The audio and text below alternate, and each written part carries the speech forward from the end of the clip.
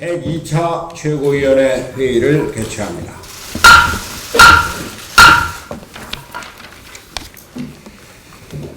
한가리 유람선 침몰 사고에 파견된 정부 합동 신속 대응팀이 오늘 잠수 수색 작전을 시도한다고 합니다. 그동안 사고 지역의 수위가 높고 유속이 빨라서 실종자 수색에 난항을 겪고 있었는데 우리 요원들의 수색 작전을 통해 수색 작업에 성과가 있기를 기원합니다. 또한 작전에 투입되는 잠수 요원의 안전에도 만전을 기해 추가적인 희생자가 발생하지 않기 바랍니다. 실종자가 하루빨리 가족의 품으로 돌아올 수 있게 되기를 다시 한번 기원합니다. 경제 문제 다시 말씀드리겠습니다. 우리 경제에 또다시 반갑지 않은 소식이 전해졌습니다. 지난달 수출이 마이너스 9.4%를 기록하면서 6개월 연속 하락세를 기록하고 있습니다. 특히 이번 감소 사태는 수출 주력 품목인 반도체 수출이 30.5% 줄고 주요 시장인 중국에 대한 수출이 20.1% 줄면서 작년 8월 이후 최대 폭으로 감소했습니다. 무역 수지는 1년 전보다 64%나 급감했으며 경상수지가 7년간 연속 흑자 행진을 했는데 이제 그것도 끝날 것 같다는 보도가 있습니다. 앞으로의 전망도 밝지 않다는 것이 더 큰 문제입니다. 미국이 지난달 10일 2천억 달러 규모의 중국산 제품에 25%의 고율 관세를 부과한 것에 대한 보복으로 어제 중국도 600억 달러 규모의 미국산 제품에 대한 관세를 인상하였다고 합니다. 우리 무역에서 미국과 중국이 차지하는 비중이 36%에 이르는 만큼 미중 무역 전쟁의 심화로 인한 압력이 더욱더 거세지고 있습니다. 한국 경제의 버팀목인 수출이 이렇게 뒷걸음질 치면 경제 성장률도 계속 하향세를 멈추지 못할 것입니다. 경제의 상황이 이렇게 엄중한데 정부의 대응이 아니라여 더욱 걱정이 됩니다. 어제 홍남기 부총리가 한 방송에 출연해서 내년도 최저임금 인상 수준이 최소화되어야 한다고 발언했다고 합니다. 그동안 급격한 인상을 주도해온 정부가 다소 전향적인 자세를 보였다는 점에서는 평가할 만하지만 경제를 살리기 위해서는 최저임금 인상 최소화로는 부족한 것이 문제입니다. 지난달 14일 IMF가 내년 최저임금 인상폭은 노동 생산성 증가폭인 3 내지 4%보다 낮아야 한다고 권고한 바 있지만 2년간 29% 인상된 최저임금을 고려하면 내년도 최저임금은 곧바로 동결되어야 하는 것이 맞습니다. 경제를 움직이는 주체인 대기업과 중소기업, 소상공인 모두가 한 목소리로 최저임금 동결을 요구하고 있습니다. 경제 선진국에서는 찾아볼 수 없는 제도인 주휴수당 페이지도 요구하고 있습니다. 문재인 대통령과 정부는 손바닥으로 하늘을 가리려 하지만 지금은 엄중한 경제 위기 상황입니다.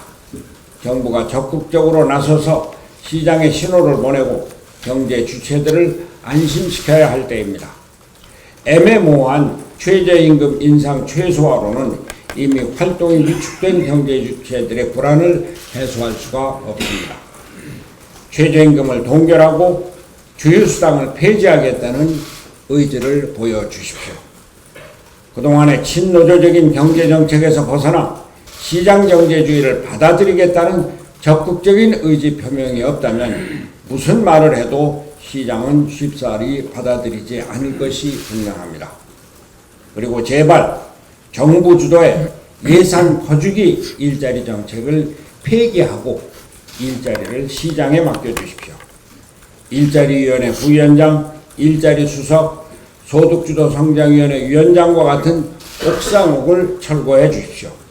문재인 정부의 적극적인 시장경제 정책을 촉구합니다. 이상입니다.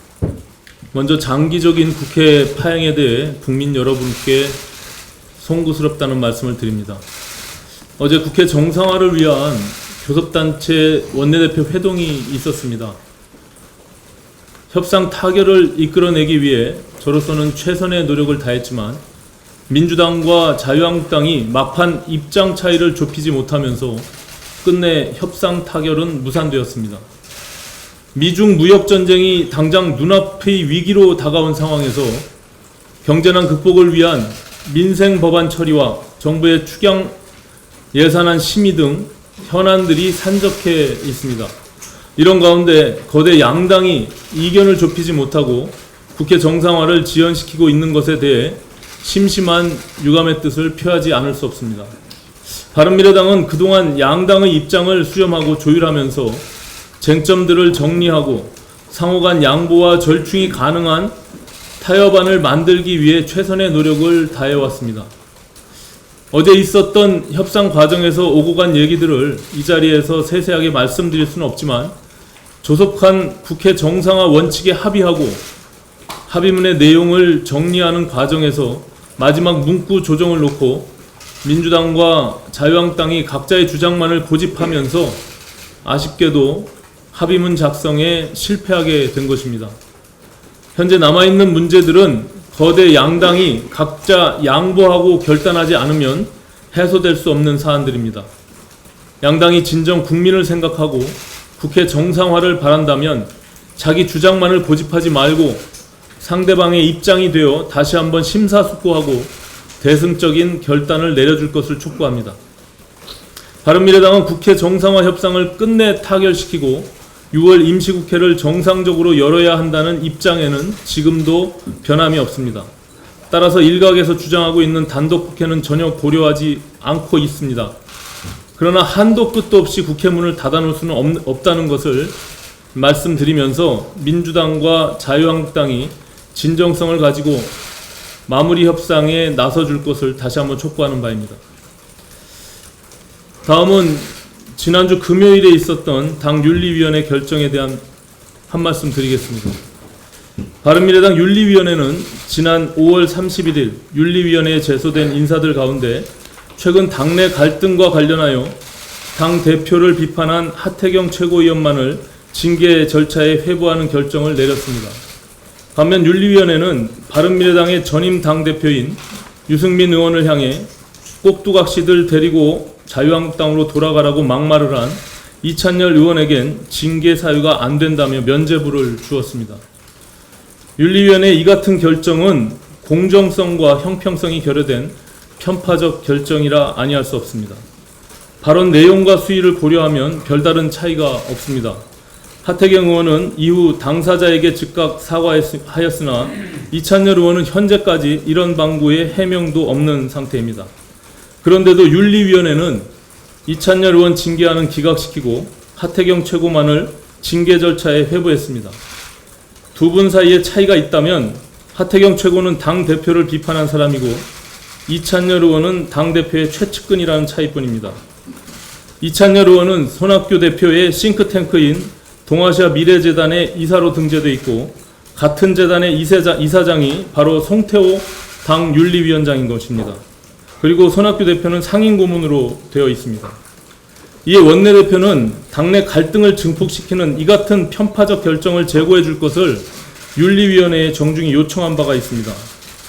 원내대표뿐만이 아니라 당의 최고 어른이신 재종호 시니어 위원장께서도 지난 주말 하 최고위원에 대해서만 징계 논의를 하겠다는 것은 모순이며 하 최고위원이 정중히 사과한 점을 참작하여 결정을 철회해달라는 뜻을 공개적으로 밝히셨습니다. 그러나 송태호 윤리위원장은 징계 절차를 강행하겠다는 뜻을 공공연히 밝히면서 이 같은 당내 여론을 무시하고 있습니다.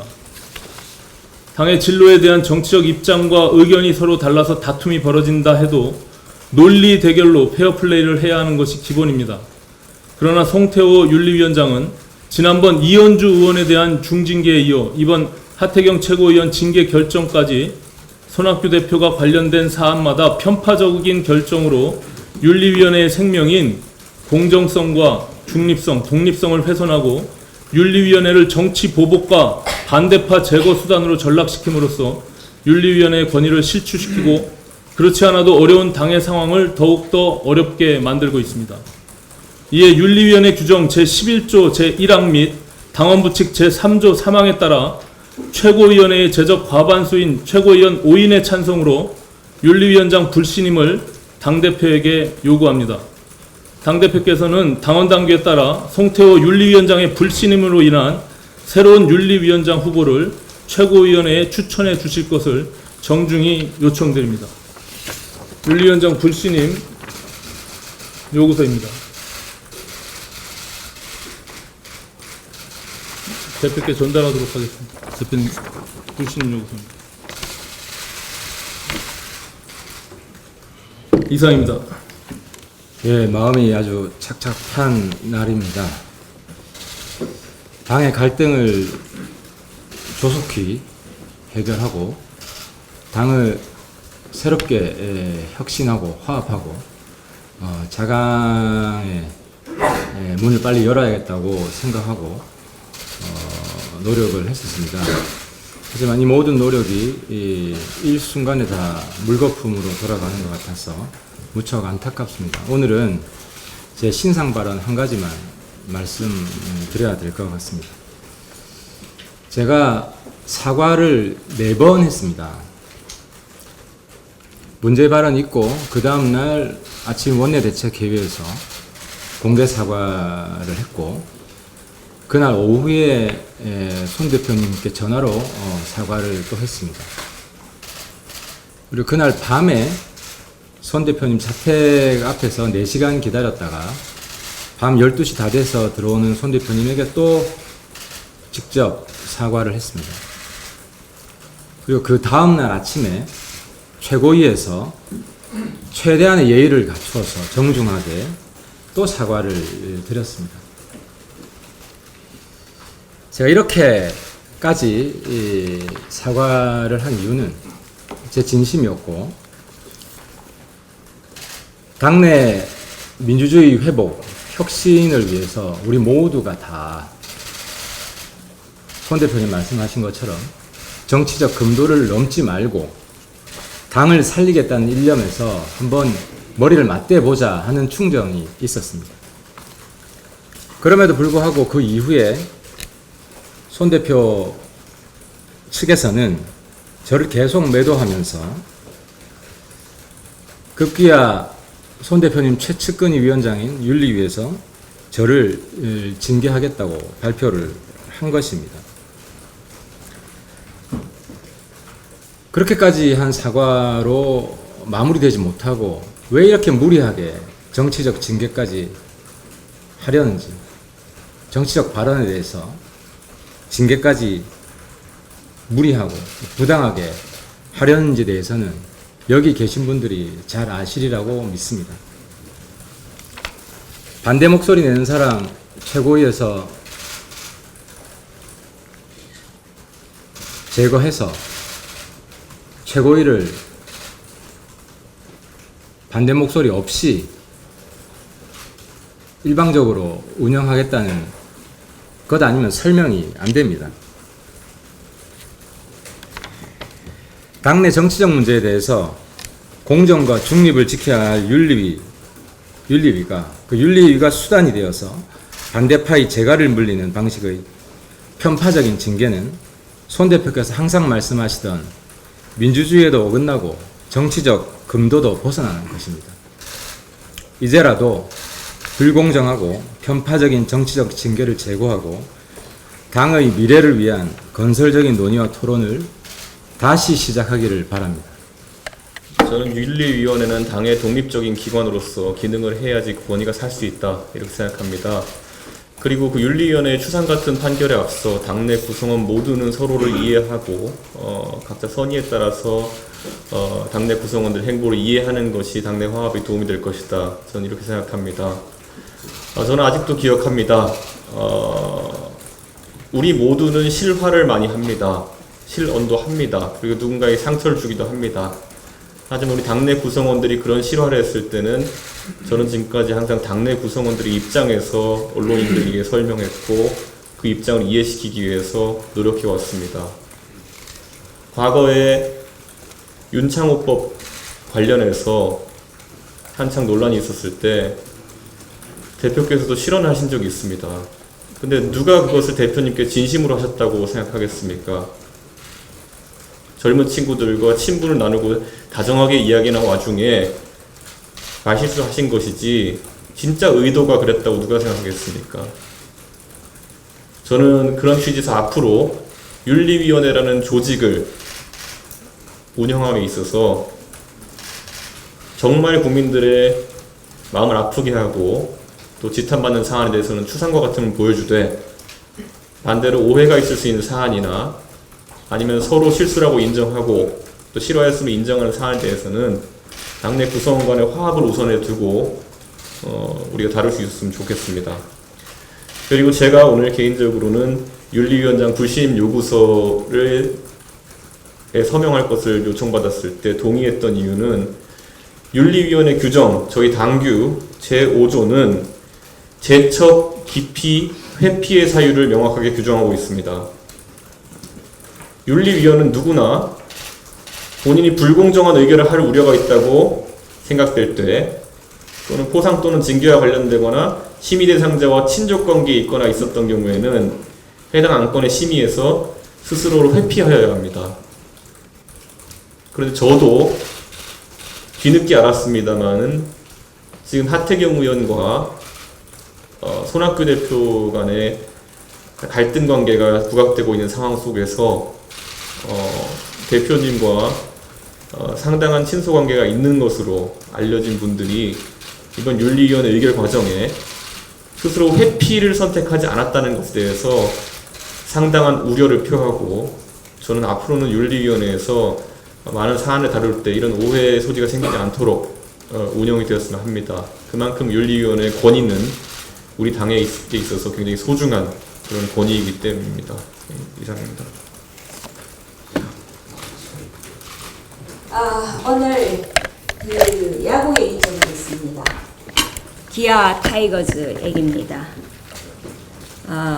5월 들어서 김기태 감독 사퇴 전 5월 16일까지 기아 타이거즈는 14게임 중 11게임을 패했습니다. 그 이후 박은식 감독 대행이 맡았는데 현재 어제까지 13승 4패입니다. 김기태 감독보다 박응식 대행이 더 뛰어난 것입니까? 아닙니다. 박 대행이 선수를 트레이닝하거나 또는 우수한 선수를 스카웃하거나 한 것도 아니라 선수는 그대로입니다. 다만 감독이 교체됐을 뿐입니다. 어떤 이는 이제 올라올 때가 돼서 올라갔다고 말하지만 그건 아닙니다. 단언컨대 김기태 감독 체제로 갔다면 꼴찌를 면하지 못했을 겁니다. 감독이 교체된다는 것은 선수를 보는 생각이 바뀐다는 것입니다. 또한 선수들이 감독을 보는 생각이 바뀐다는 것입니다. 김 감독은 경륜에 의거한 감 야구를 했지만 박 대행은 데이터에 근거한 선발을 했습니다. 그 팀은 그런 변화가 필요했습니다. 그것을 간파한 김기태 감독이 스스로 물러난 것입니다. 시즌 도중 사태는 감독에게는 불명예이지만 그것이 팀을 살리는 방법이라고 생각한 것 같습니다. 그런 의미에서 김기태 감독은 참 훌륭한 감독입니다. 현재 9위인 기아 타이거즈가 상위로 진입할 것인지 다시 꼴찌가 될 것인지는 모릅니다. 하지만 분명한 것은 변화가 일어났다는 것입니다.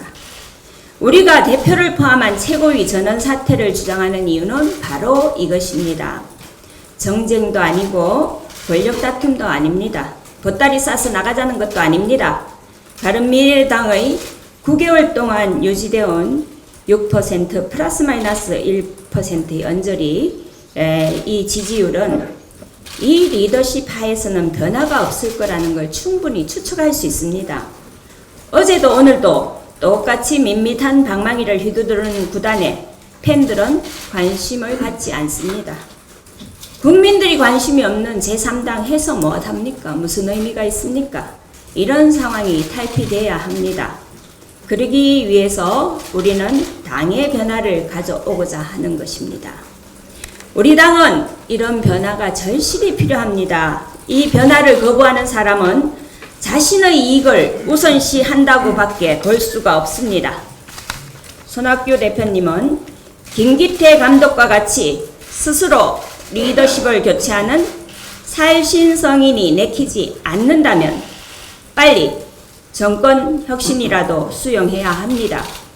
바른미래당은 지금 당장 변화가 필요합니다. 기아 타이거즈의 변화는 바른미래당에 시사하는 바가 큽니다. 저도 윤리위 얘기하면 하겠습니다. 동아시아 미래재단은 바른미래당과 바른미래당의 부속기관입니까? 손학규 대표는 동아시아 미래재단의 상임 고문입니다. 당대표 하면서 상임 고문을 할 수 있는지도 의문입니다만, 우리 당 송태호 윤리위원장은 동아시아 미래재단 이사장입니다. 그리고 유승민 의원을 좁쌀 영감이라고 하면서 꼭두각 시들을 데리고 자유한국당으로 돌아가라고 발언한 이찬열 의원은 동아시아 미래재단의 이사입니다. 이런 관계를 볼 때 이번 윤리위의 결정은 받아들일 수가 없습니다. 손 대표와 특수관계에 있는 사람이 윤리위원장입니다. 윤리위의 독립성이 보장되지 않았습니다. 이찬열 의원과는 이사장과 이사의 관계입니다. 제 식구 감싸기, 제 식구 편들기, 이거 아닙니까? 이현주 의원 찌질하다고 한마디 했는데 이찬열 의원은 당의 갈등과 분열을 조장하는 더 심한 말을 했습니다. 하태경 최고위원은 자신이 한 말실수를 바로 아까 얘기했지만 4번이나 사과를 했습니다. 그런데도 윤리위 제소하고 하태경 의원 징계를 착수하겠다고 합니다. 이찬열은 괜찮고 하태경은 안 된다. 옳습니까? 좁쌀은 포용력이 없는 정치인입니다. 포용력까지 기대하진 않더라도 바른미래당은 대표님의 사당이 아닙니다. 공당으로서 제대로 된 당 운영, 공정한 윤리위원회 운영을 해 주시기를 바랍니다. 이상입니다. 북한에서 아프리카 돼지 열병이 발생했습니다. 돼지와 동물에 감염되는 전염병으로 예방 백신이 없어 치사율이 100%에 달하고 있습니다. 발병 시 확산을 막을 방법도 없습니다.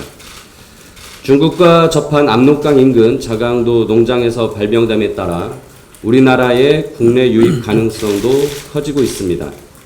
정부는 아프리카 돼지열병을 차단하기 위한 철저한 국경 검역뿐만 아니라 해외를 오가는 국민들의 협조도 절실합니다.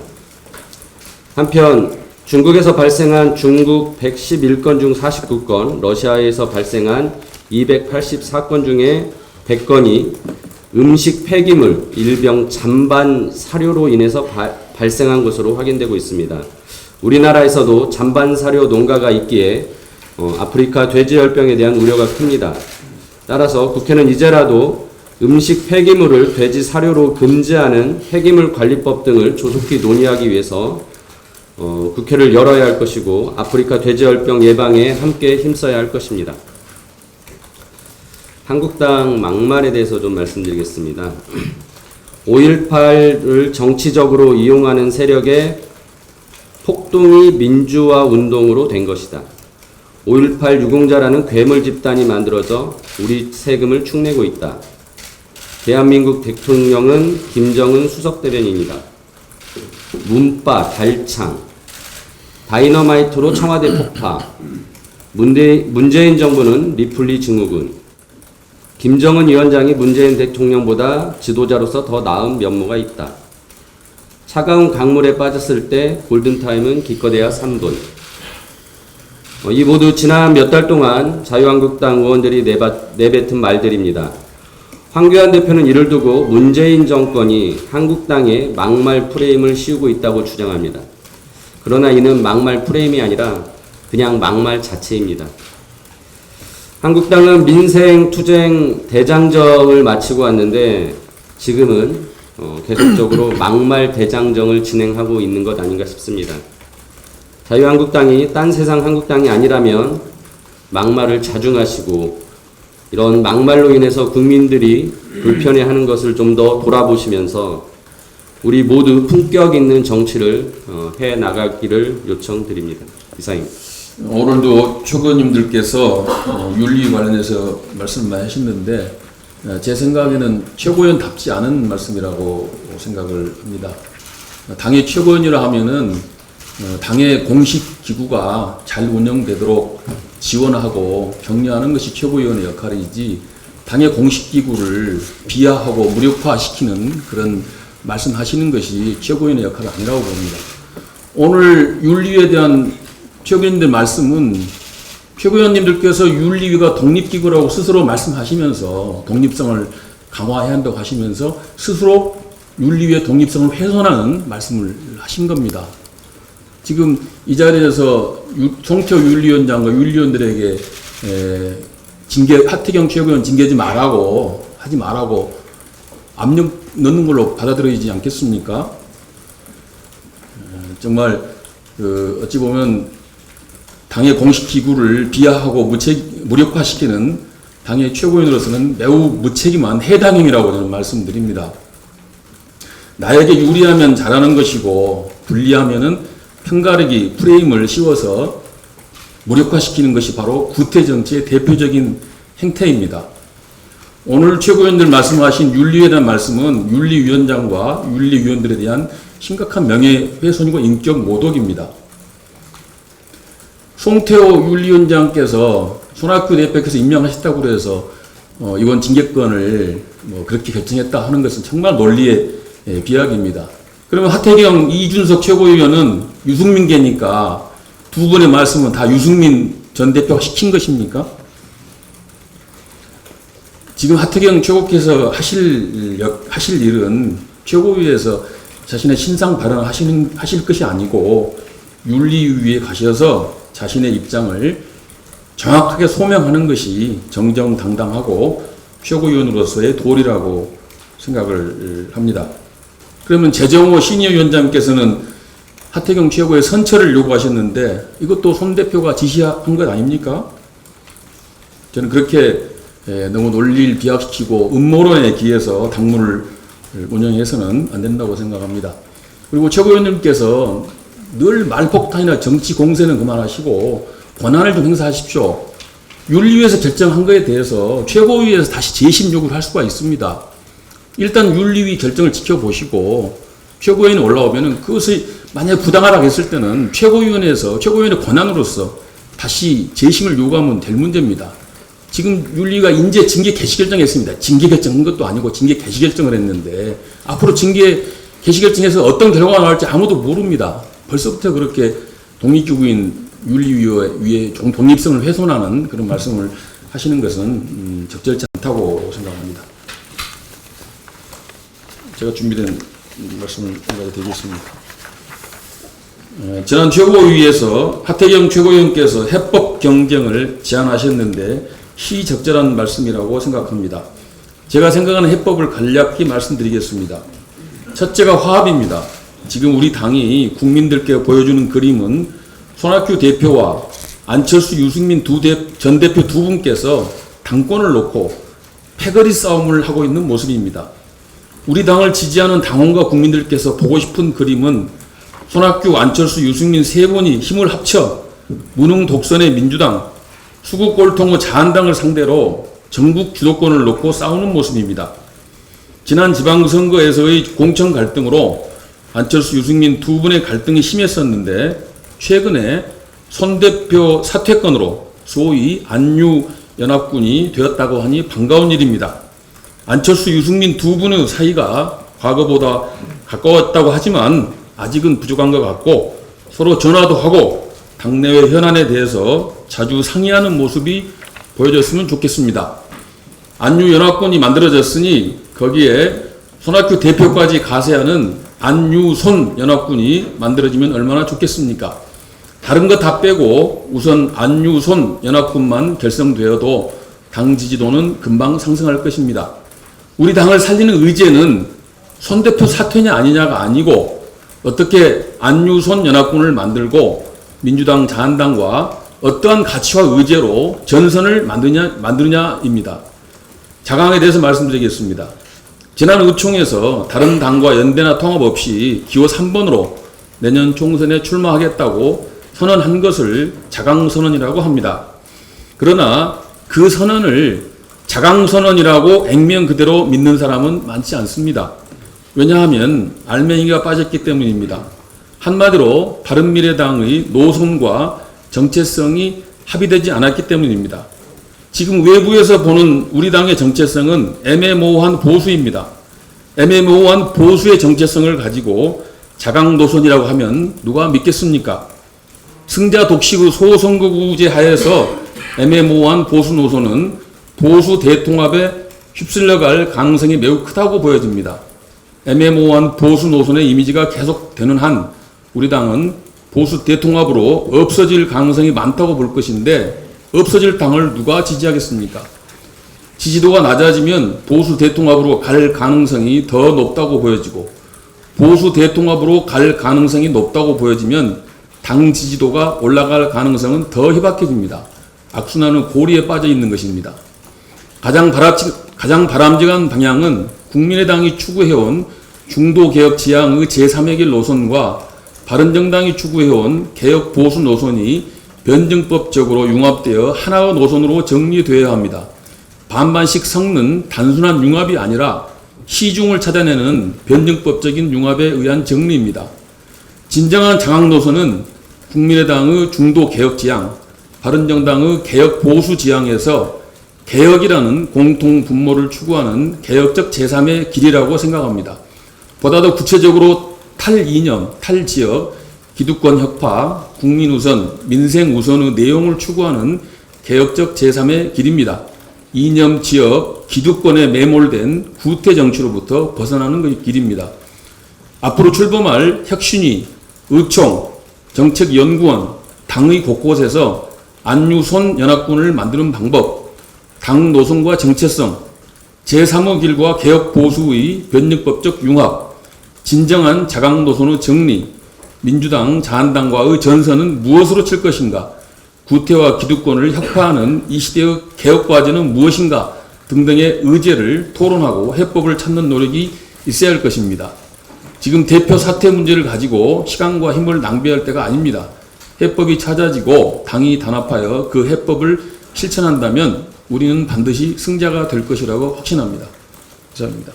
문병호 최고위원의 발언은 윤리위원회 관련해서 발언은 모든 룰을 무시하고 현재 것을 그대로 인정한다는 체제 하에서는 뭐 통용되는 발언일지 모르지만 원래 당은 당규는 사람이 하는 일이기 때문에 문제가 있을 수 있다. 그렇기 때문에 당은 당규가 있는 겁니다. 지금 저희들은 윤리의 독립성을 지적하는 것입니다. 저희들이 안건으로 협의를 했습니다. 그때는 동아시아 미래재단이 뭔지 몰랐습니다. 지금 보니 아까도 제가 말했듯이 동아시아 미래재단 아까 제가 얘기하는 분들 말고도 이전에 우리 사무부총장을 지낸 임원경 씨, 기타 주대한 씨 여러분들이 지금 거기 이사로 되어 있습니다. 그렇기 때문에 이것이 과연 공정한 것인가 이런 부분을 문제 제기를 하는 것입니다. 감사합니다. 문병호 최고께서 각 개별 최고위원들의 발언에 대해서 마지막 품평하듯이 지적하지 않았으면 좋겠습니다. 그리고 윤리위원회의 독립성이 훼손됐기 때문에 이 부분을 바로잡기 위해서 당원 당규가 부여한 최고위원들의 권한으로 불신임을 요구한 것입니다. 윤리위원장과 윤리위원들에 대한 불신임 권한이 당원 당규상 최고위원들에게 부여되어 있습니다. 그것을 행사한 것이 무엇이 잘못됐는지 다시 묻지 않을 수가 없고 그리고 다시 한번 말씀드리지만 각 개별 최고위원들께서 발언한 내용들에 대해서 하나하나 지적하지 않았으면 좋겠다는 말씀 다시 한번 드립니다. 공개 발언이 없으면 비공개로 전환.